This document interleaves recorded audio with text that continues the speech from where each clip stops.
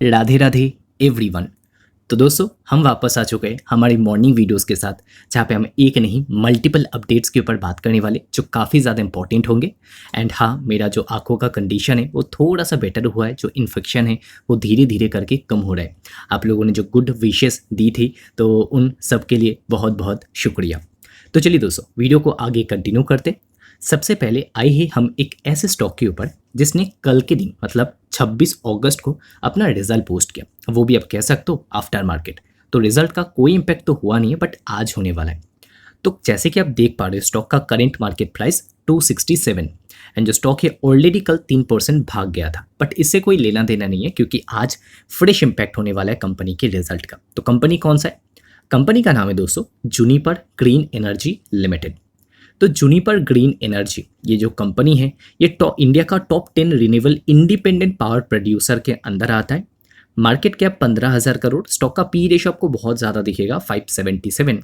And ऐसा क्यों है? अगर हम कंपनी का प्रॉफिट एंड लॉस स्टेटमेंट जाके चेकआउट करें तो इधर पे, तो कंपनी का अगर आप देखोगे तो सेल्स 2026 में 700 करोड़ था, 700 करोड़। एंड अगर प्रॉफिट देखें तो वो आपको 40 करोड़ का दिखेगा। तो कंपनी का जो प्रॉफिट है वो 3 साल से लगभग वही 40 करोड़ के रेंज पे है, बट कंपनी का जो सेल्स है वो इम्प्रूव हुआ है 171 करोड़ से बढ़ के 700 करोड़। बट ये थोड़ा सा ज़्यादा हो गया कंपनी का वैल्यूएशन, ऐसा आप कह सकते हो कि 15,000 करोड़ पे कंपनी का मार्केट कैप चला गया एक 700 करोड़ का बिजनेस करने वाला कंपनी का। बट आई होप कि मार्केट ने कुछ देखा होगा कि फ्यूचर में अच्छा ग्रोथ लाने वाला है, तो इस वजह से हायर मल्टीपल इसको मिला होगा। कंपनी का रिजल्ट कैसा है देखिए, जून क्वार्टर में कंपनी का जो सेल्स है ये ऊपर जाता है 81%, जो प्रॉफिट है ये ऊपर जाता है 54%। मतलब ग्रोथ अगर देखा जाए तो खराब नहीं है, बहुत ही अच्छा ग्रोथ है। हाई मार्जिन बिजनेस है, 80% से ज़्यादा का मार्जिन जो है कंपनी जनरेट करता है, सब कुछ ठीक है।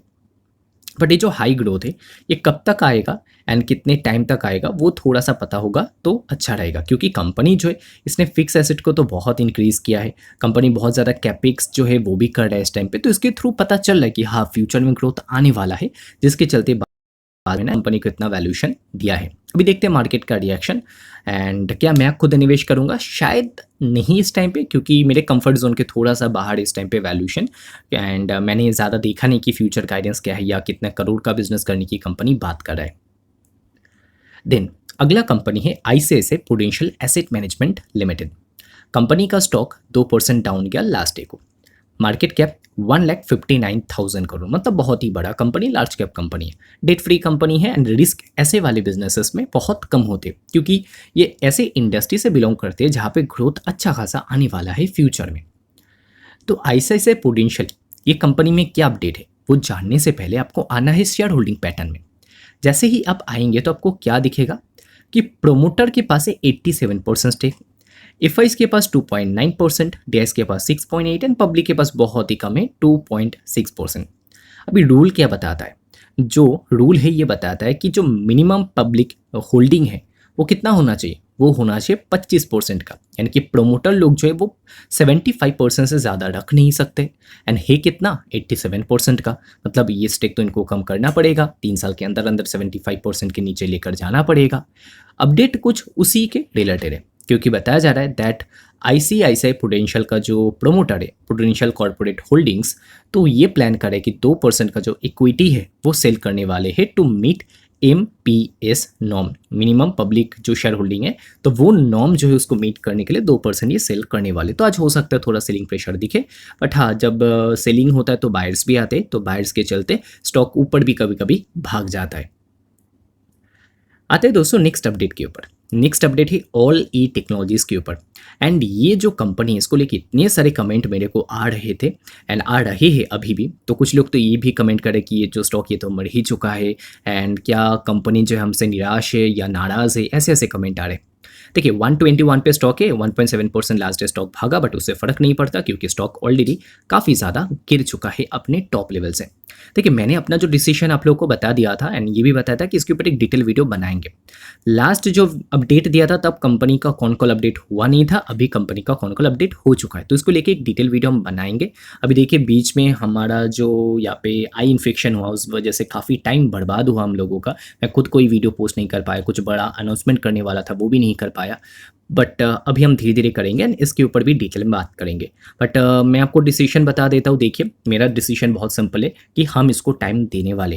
देखिए और कोई कंपनी होता तो शायद मैं जो है ना यहाँ पे लॉस बुक कर लेता, क्योंकि ऐसा तो है नहीं कि स्टॉक मार्केट में कभी लॉस नहीं हो सकता, होगा एंड एक्सेप्ट कर लेना अच्छा है। हमने किया भी है इससे पहले, हमने रिलैक्सो में लॉस बुक किया, या जुबिलेंट फूड कंपनी है वहाँ पे भी जो है हमने एग्जिट कर लिया था, तो उसमें कोई बड़ी बात नहीं है।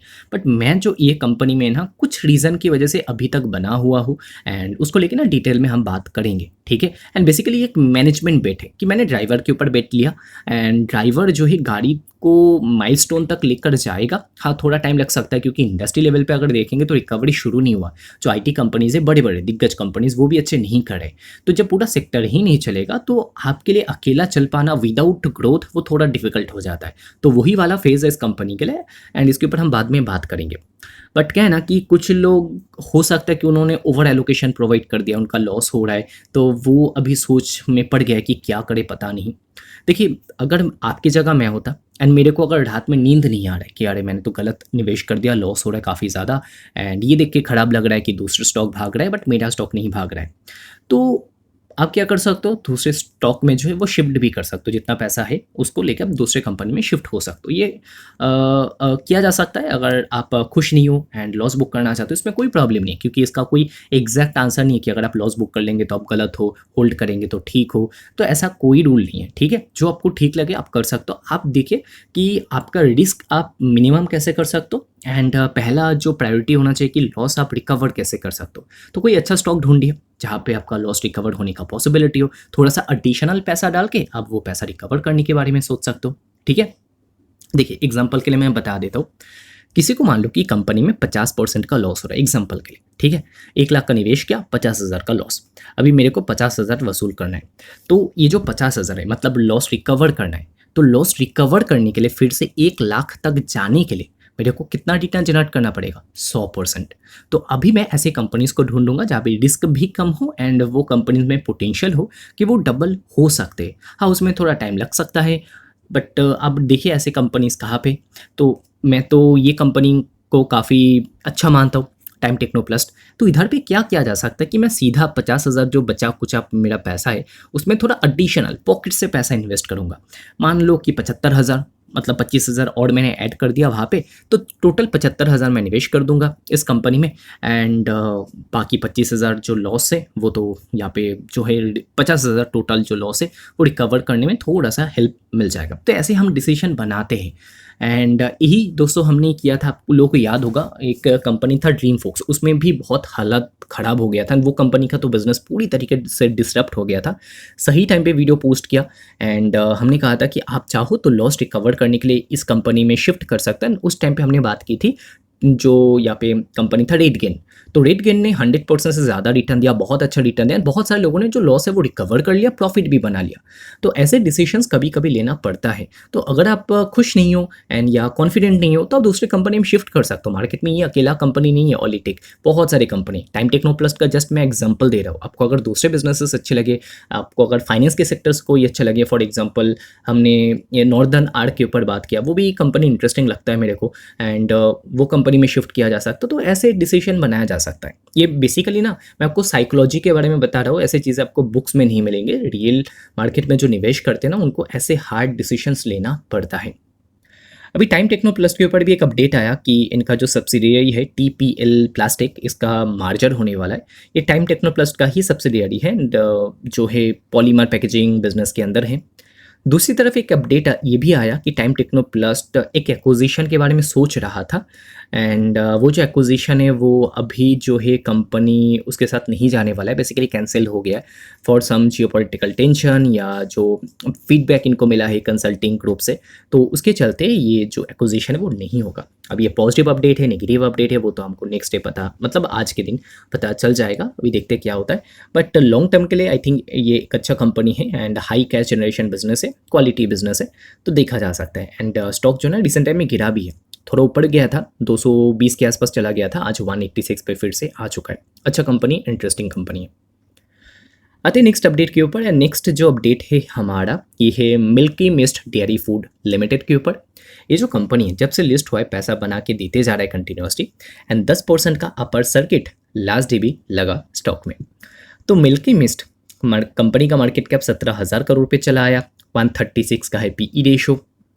एंड ऐसा नहीं कि कंटिन्यूस अपर सर्किट लग रहा है, स्टॉक पहले पहले तो ऊपर गया था, उसके बाद नीचे भी आया था, नीचे 184 तक आया एंड फिर भागना शुरू कर दिया कंपनी ने एंड फिर अपर सर्किट लग गया। तो मिल्की मिस्ट, सबसे पहले तो आप कमेंट करके बताना कि आपको क्या लगता है कि कंपनी का जो वैल्यूशन है ये कम है या ज़्यादा है। अभी आईपीओ मार्केट में यूफोरिया चल रहा है तो कंपनीज शुरू में बहुत अच्छे कर रहे हैं। आई होप कि ये कंपनी भी अच्छा करे, डेफिनेटली बिजनेस में क्वालिटी होगा तभी जाके इतना मार्केट कैप, मार्केट जो बाजार इसने दिया है एंड इतना वैल्यू मार्केट दे रहा है, तो कंपनी अच्छा है नो डाउट। बट थोड़े समय बाद जाके ही पता चलेगा कि एक्चुअली में वैल्यूशन के इंपॉर्टेंस कितना है एंड कंपनी का परफॉर्मेंस उस हिसाब से कैसा देखने को मिलता है। क्योंकि ऐसे बहुत सारे एग्जांपल मैं आपको दिखा सकता हूँ जो लिस्टिंग गेन उन्होंने बहुत अच्छा दिया, लिस्ट होने के बाद स्टॉक डबल हो गए एंड उसके बाद शुरू हुआ असली खेल एंड उसके बाद स्टॉक काफ़ी टाइम तक या तो कंसोलिडेशन जोन में चला जाता है या तो गिरावट देखने को मिलता है। आई होप कि इस कंपनी में ऐसा ना हो, कंपनी अच्छा करे, बट क्या होगा देखना इंटरेस्टिंग होगा। आपका क्या विचार है कमेंट करके बताना ज़रूर। नेक्स्ट दोस्तों कंपनी है गजा ऑल्टरनेटिव। लास्ट डे इस कंपनी का लिस्टिंग हुआ, बहुत अच्छा लिस्टिंग गेन देखने को मिला 15 और 16%। हालांकि इस कंपनी में कंपटीशन थोड़ा कम था, काफ़ी लोगों ने अवॉइड कर दिया था इस आईपीओ को, हमने अप्लाई किया था बट अलॉटमेंट नहीं मिला। इस कंपनी में बहुत सारे और भी बड़े बड़े जो बिग इन्वेस्टर्स हैं उन्होंने निवेश किया, जैसे कि आपको मुकुल अग्रवाल का नाम मिलेगा, बंगाल फाइनेंस मतलब आशीष कचुलिया का नाम मिलेगा, समीर अरोड़ा का नाम मिलेगा, इसके अलावा बहुत सारे जो डोमेस्टिक इन्वेस्टर्स हैं उनका भी नाम मिलेगा। एंड लिस्टिंग गेन भी अच्छा खासा ही देखने को मिला, लिस्ट होने के बाद भी स्टॉक ने अच्छा परफॉर्म किया, अच्छा जो अपसाइड है हमको स्टॉक में देखने को मिला। तो अभी दोस्तों गजा ऑल्टरनेटिव में हमने अप्लाई तो किया था बट अलॉटमेंट मिला नहीं। इससे पहले हमने संशय ज्वेलरी में किया, बिहारी लाल में किया, शिप रॉकेट, मिल्की मिस्ट, धूत ट्रांसमिशन, इन सभी आईपीओ में किया, एक अलॉटमेंट नहीं मिला। हमने सोचा था कि इन सब का बदला लेगा हमारा टेमसेंस, मतलब सारे जो अलॉटमेंट नहीं मिले तो एक आईपीओ का अलॉटमेंट से पूरा हो जाएगा एंड वो था टेमसेंस, बट इधर पे भी अलॉटमेंट नहीं मिला एंड ऑगमेंट का अभी तक आया नहीं, इसका अपडेट भी आपको प्रोवाइड कर देंगे। एंड कल के दिन दोस्तों हमने ना 3 कंपनीज के ऊपर बात किया था, उनका जीएमपी देख लिया था, एक स्काईवेज, दूसरा हाईटेक, उसके बाद सिम्बायोटेक। तो अभी इन कंपनीज का जीएमपी वगैरह देख लिया, बिजनेस देख लिया एंड सिम्बायोटेक का थोड़ा सा जो रिस्क फैक्टर है वो भी देख लिया। इसके अभी दोस्तों इन तीनों आईपीओ के अलावा एक और आईपीओ है जिसका सब्सक्रिप्शन 25 तारीख से शुरू हो चुका है एंड 28 तारीख तक चलने वाला है, अगस्त के 28 तारीख तक। तो ये कंपनी का नाम है अनु प्रोजेक्ट एंड इस कंपनी के बारे में भी थोड़ा सा इन्फॉर्मेशन मैं आपको प्रोवाइड कर दूँ जिससे अभी चल रहे जितने भी आईपीओ है उन सब का डेटा इन्फॉर्मेशन आपके पास होगा। तो अभी ये जो कंपनी है अनु प्रोजेक्ट, ये बेसिकली एक ईपीसी कंपनी है, ठीक है, इंजीनियरिंग का कामकाज करता है। अगर फाइनेंशियल देखें तो कंपनी का 2024 का टोटल इनकम 155 करोड़, उसके बाद 182 crore, then 244 crore, growing business है। अगर आप प्रॉफिट भी देखेंगे तो 17 करोड़, देन 21 करोड़, देन 33 करोड़, तो प्रॉफिट भी कंपनी का ग्रो हो रहा है। नीचे आ जाए एंड कंपनी का अगर थोड़ा रिटर्न रेशियोज देखे तो आरओसी रिटर्न ऑन इक्विटी अच्छा, debt to equity 0.3 times, EBITDA margin 20, PAT margin 13%, then PE ratio अगर देखे तो प्री आईपीओ 14, पोस्ट आईपीओ 19 का पीई रेशियो इसका होने वाला है। तो वैल्यूशन भी बहुत एक्सपेंसिव इसने नहीं मांगा, बट हाँ कंपनी का जो इशू साइज़ है वो थोड़ा छोटा है, कंपनी का साइज़ टोटल साइज़ भी छोटा है एंड 175 करोड़ का जो पैसा है ये रेज करने वाला है जिसमें टोटल फ्रेश इशू ही देखने को मिलता है, तो ये भी अच्छी बात है। आप लोग सोचेंगे कि ग्रोइंग बिजनेस है, फाइनेंशियल अच्छा है, वैल्यूशन भी उतना नहीं मांगा है, तो जीएमपी अच्छा चल रहा होगा। बट करेंटली इस आईपीओ का जो जीएमपी है वो 4% के आसपास जो यहाँ पे सिग्नल है वो कर डे प्रोवाइड कर रहा है कि इतना लिस्टिंग गेन मिल सकता है, जो कि कम है बाकियों से, राइट। बट मार्केट में अभी ऐसा भी हो रहा है कि जिनका जीएमपी हम कम देख रहे हैं तो उनका बहुत अच्छा लिस्टिंग गेन हो रहा है। जैसे कि शंकेश ज्वेलर्स करके कंपनी था, इसका जीएमपी तो 1-2% का चल रहा था, बट 10% का लिस्टिंग गेन देखने को मिला। अभी देखना इंटरेस्टिंग होगा कि इस वाले आईपीओ में क्या होता है, बट इसमें अप्लाई करने के लिए कल तक का टाइम है। आज के दिन पहले फोकस करना पड़ेगा 3 आईपीओ के ऊपर जिनका क्लोजिंग होने वाला है 27 तारीख को। तो इन तीनों में से कौन से वाले आईपीओ में आप अप्लाई करने वाले हो, कमेंट करके बताना जरूर। इसी के साथ दोस्तों आज के इस वीडियो को एंड करते। अगर वीडियो अच्छा लगा तो लाइक कर सकते हो, चैनल पे फर्स्ट टाइम हो तो जस्ट 1 महीने के लिए सब्सक्राइब करके देख सकते हो। आई होप कि आप डिसअपॉइंट नहीं होंगे। कुछ एक्स्ट्रा कंटेंट चाहिए, रिसर्च रिपोर्ट्स आपको एक्सेस करना है तो यूट्यूब में ही मेंबरशिप आप ज्वाइन कर सकते हो। कल भी हमने बहुत सारे रात को जो स्टडी रिपोर्ट है वो रिलीज किया है, शेयर किया है मेंबर्स के साथ। एंड टेलीग्राम ज्वाइन नहीं किया है तो लास्ट मिनट अपडेट आपको वहाँ पे मिलेंगे, आईपीओस के सभी अपडेट वहाँ पे मिल जाएंगे फ्री ऑफ कॉस्ट। अभी जाइए ज्वाइन कर लीजिए टेलीग्राम को, लिंक डिस्क्रिप्शन में है। इस वीडियो को यहीं पे एंड करते हैं। वीडियो देखने के लिए बहुत बहुत शुक्रिया। मिलते हैं अगले वीडियो में। राधे राधे।